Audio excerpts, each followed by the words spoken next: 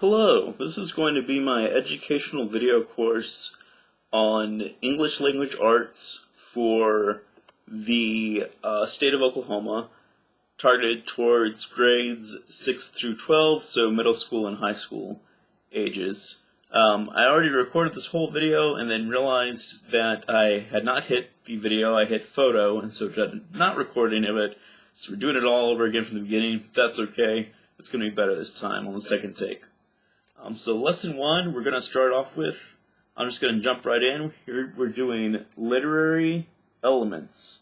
Lesson 1, literary elements. So I'll start that off with distinguishing between what are literary elements and what are literary devices. Literary elements are basically just what makes up a work of literature, whereas literary devices are the tools that the author uses. Those are my own personal definitions. So I would be taking notes on everything I'm saying here, because I'm going to cover a lot of material very quickly, just as basically a basic introduction. So I made a stack of note cards here on the literary elements. Apologize if the words do not show up very well. But basically, the literary elements, like I said, are what makes up the work of literature. I'm going to give you the list, and I'm just going to go through my cards one at a time. So the literary elements are language, setting, plot, plot structure, characters, characterization, conflict, point of view, narrator, theme, mood, and tone. And I will be going into more of these in greater detail in future videos. This is just giving you a brief introduction and definition for each so that you get a general overview to start with. So language, I used the word in the definition, which you're not supposed to do, but it's just what kind of language is used. So I'll go into a little bit more detail about that just so you know what I'm talking about.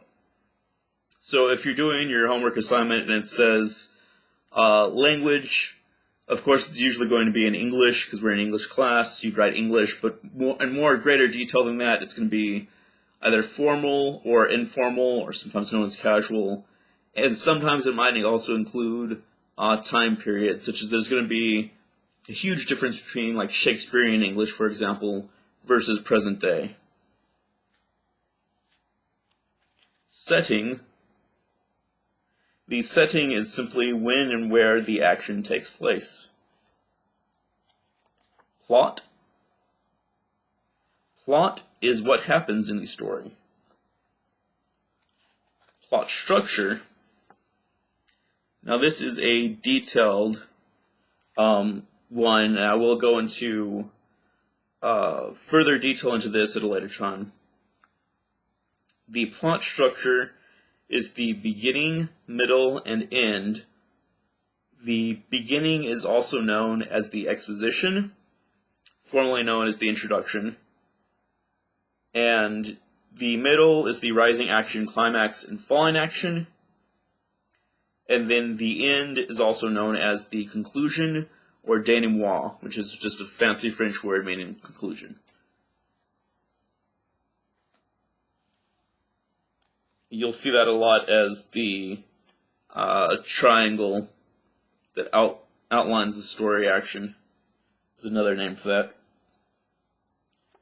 The characters are who is in the story, who's it about. And so that would include the protagonist and the antagonist.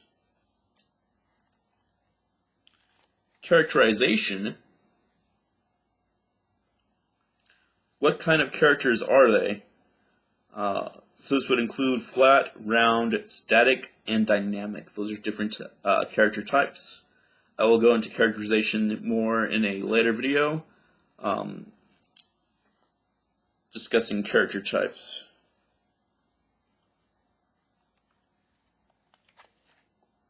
Also, direct versus indirect characterization. We're not going to get into that right now, but it will be discussed later.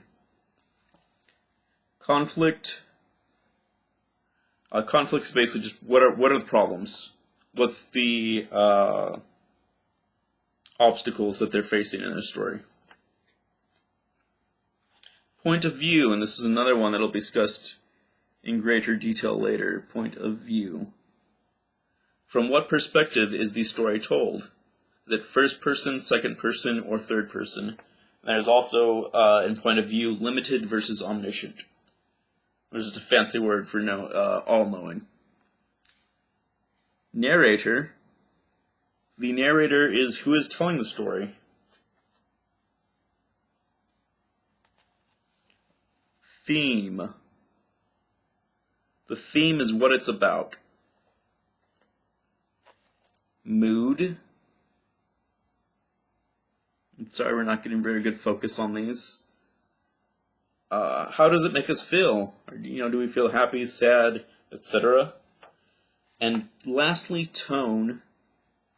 The tone is how is the speaker or narrator telling us the story.